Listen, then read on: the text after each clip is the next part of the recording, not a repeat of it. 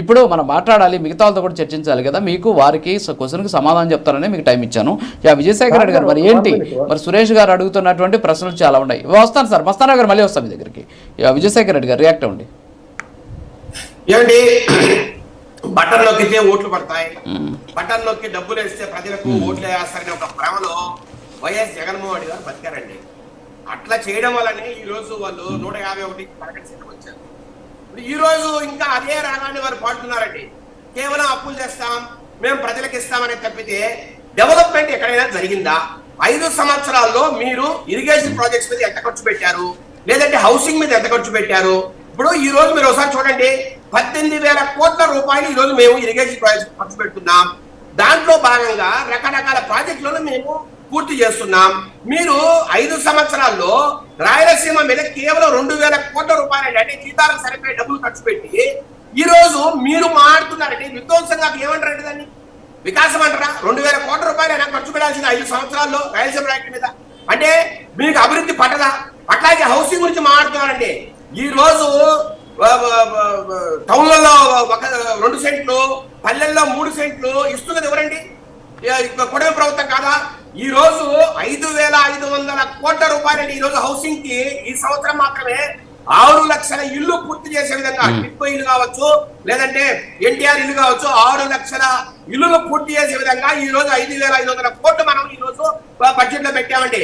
ఇప్పుడు మీరు ఒకసారి గమనించండి, సంక్షేమానికి ఈ బడ్జెట్ లో మనం ఇస్తున్న డబ్బు 17% మాత్రమే. 100% లో 17% మాత్రమే సంక్షేమానికి ఇస్తున్నాం. 60% దాకా మనము అభివృద్ధి మీద ఖర్చు పెడుతున్నాం. ఒక్కసారి వాస్తవాలు గమనించాలండి. వ్యవసాయం మీద కావచ్చు, హౌసింగ్ మీద కావచ్చు, లేదంటే రూరల్ ఏమంటే ఈ గత 16 నెలల్లో 16,000 కిలోమీటర్ల రోడ్డును మనము తారేసామండి, అంటే టాపింగ్ చేశాం. మీరు 5 సంవత్సరాల్లో ఎన్ని కిలోమీటర్లను మీరు తారేశారు? మేము 16,000 కిలోమీటర్లు అండి ఆర్ఎండ్బి డిపార్ట్మెంట్ పరిధిలో. ఇంకొకటి రూరల్ కనెక్టివిటీ. ఈ రోజు పవన్ కళ్యాణ్ గారు పంచాయతీరాజ్ డెవలప్మెంట్ శాఖ ఉంది కాబట్టి 5,000 కిలోమీటర్లు రూరల్ కనెక్టివిటీ అంటే కొత్తగా మేము సిమెంట్ రోడ్లు వేసిన మాట వాస్తవం. అట్లాగే శాస్కీ ఫండ్స్ కింద 2,000 కోట్లతో ఈ రోజు అప్రోచ్ రోడ్డు, ఏదైతే పల్లెలకు అప్రోచ్ మట్టి రోడ్లు ఉన్నాయో అవి మనం తార్ రోడ్డు వేసే విధంగా ఈ రోజు ఈ బడ్జెట్ లో ముందుకు పోతున్నాం.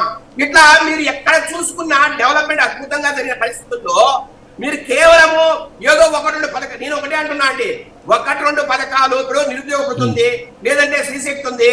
ఏమంటే ఈ రోజు ఆర్థిక పరిస్థితి మీరు ఒకసారి గమనించండి. ఈశాన్య రాష్ట్రాలు, పంజాబ్ లేదంటే జమ్మూ కాశ్మీర్ తర్వాత మన రాష్ట్ర పరిస్థితి అప్పులు ఎక్కువగా ఉన్నాయి. ఈ రోజు జిఎస్టిలో 35%, 36% అప్పులు ఉన్నాయండి ఈ రోజు ఆంధ్రప్రదేశ్ కి. దానికి కారణం ఎవరు? మీరు అంటున్నారు కదా కేవలం కూటమి ప్రభుత్వం అప్పులు తెచ్చిందని. ఏమంటే కూటమి ప్రభుత్వం తెచ్చిన అప్పులు 1,70,000 కోట్ల రూపాయలు మాత్రమే. మీరు చెప్పే 3,23,000 కోట్ల అబద్ధం. ఏమంటే నేను ఒకటే అంటున్నా, ప్రభుత్వం డైరెక్ట్ గా తెచ్చే అప్పు వేరు, వివిధ కార్పొరేషన్లు కావచ్చు, లేదంటే వివిధ రకాల డిపార్ట్మెంట్ కావచ్చు, వాళ్ళు తెచ్చుకున్న అప్పు వేరండి. మీరు అన్ని కలిపద్దు. అట్లా అనుకుంటే వైసీపీ గవర్నమెంట్ లో తెచ్చిన అప్పులు 10 లక్షల కోట్లు ఉన్నాయండి. 9,74,000 కోట్ల రూపాయలు వైసీపీ ప్రభుత్వం అప్పు తెచ్చింది వివిధ కార్పొరేషన్ల ద్వారా. వివిధ రకాల ఇదండి వేరే కార్పొరేషన్ లో ఎంతో డెవలప్మెంట్ దొరుకుతుంటుంది. అది మనము ఈ మెయిన్ డైరెక్ట్ అప్పు మనం పట్టించుకోకూడదు. కేవలం ప్రభుత్వం చేసిన అప్పు 1,70,000 కోట్లు. దాంట్లో మీరు చేసిన అప్పుల మీద కట్టిన వడ్డీ కావచ్చు, లేదంటే తిరిగి చేసిన చెల్లింపులు కావచ్చు 1,00,000 కోట్లు ఉన్నాయండి. ఈ రోజు సంవత్సరానికి 50,000 అప్పులు తిరిగి కడుతున్నాం మనం. మీరు చేసిన అన్యాయానికి, అరాచకానికి, విధ్వంసానికి అదొక తార్కాణం అండి. ఈ రోజు కూటమి ప్రభుత్వం 50,000 కోట్ల రూపాయల చెల్లింపులు ఈ రోజు అప్పుల రూపంలో ఇరికి చేస్తోంది. దానికోసమే 1,00,000 కోట్లు ఈ రోజు వాడాము 2 సంవత్సరాల్లో. కేవలం 70,000 కోట్ల రూపాయలు మాత్రమే ఈ రోజు పథకాలు కావచ్చు. Okay sir, okay. Vijayasekhar Reddy గారు ఇప్పుడు లెక్కలు చెప్పుకుంటా పోతే ఇంకా చాలా మాట్లాడుకోవాలి. మన బడ్జెట్ అంతా కూడా ఇక్కడే మాట్లాడేయచ్చు. ఎస్, ఒక్క నిమిషం ఉండండి.